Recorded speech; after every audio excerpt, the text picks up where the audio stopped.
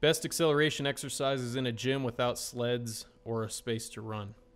So if you don't have a sled and you don't have space in your gym to, do sled pulls, then I would go for safety bar split squats, and you can change the positioning up throughout the season. So earlier in the year, maybe use sort of a 90-90 setup where your back knee is at 90 and your front knee is at 90, and then you go up and down from there.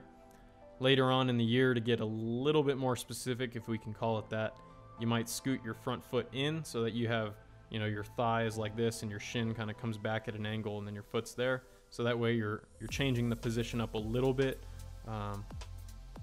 as the year goes on. But that would be one good exercise, a safety bar split squat. If you don't have a safety bar, you could use dumbbells or a regular bar, but a regular bar is kind of a pain in the ass for split squats. Split leg plyometric variations, so you could do drop off of a box and land into a split position, drop, hit the ground and bounce up from that split position. You could drop off a box, land, jump in the air, switch your legs and land again. All those types of variations. You don't even have to drop off a box. You could just jump off the ground, switch your legs and land.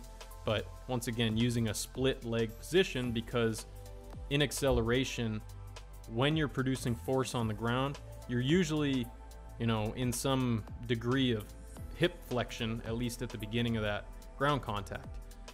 So you want to kind of incorporate some of that split leg work if you don't have any other way to train it at the gym.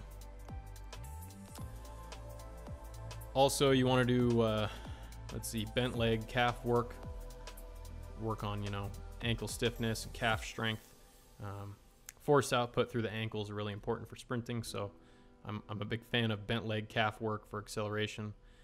I would do, if we were talking about top speed, that's where you'd maybe do some calf work in like a Smith machine in an A position, but that's for a separate discussion. Nordic hamstring curls, really want to work the biceps femoris, so that way when you're driving your knee aggressively, you don't open it up and swing the foot out. You can drive the knee forward and reverse it back. That requires a lot of hamstring strength. So I'd use Nordic hamstring curls and other knee-dominant hamstring exercises. Box squats, I just like box squats. I like them a lot better than regular squats, just because I've gotten hurt frequently doing regular squats, and I don't think I've ever gotten hurt doing box squats. I can also use a lot more load on a box squat, and I can adjust the depth more easily. So I like box squats. Another thing, one reason I think that I can do more on box squats is because I'm confident that if I can't stand up with it, I'm not gonna die, I could just drop the bar or lean forward and rest it on the rack. Whereas if I drop down in a regular squat and I have the same load on my back, I start to question okay, can I actually stand up with this? Then what's gonna happen? So I think it's a little bit safer as long as you don't slam on the box. You wanna kind of rest in a controlled manner onto the box and then fire up. One more thing on the box squat, I think it's a little bit more conducive for adding bands, things like that. And actually I lied, one more thing.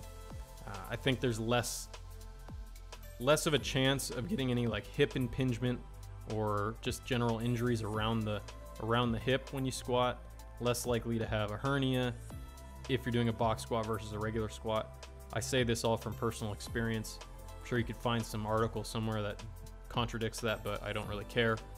I know what I've felt, and I believe in experience as something that can, tell you important things. And so for me, at least, for personally how I'm built, I like the box squat.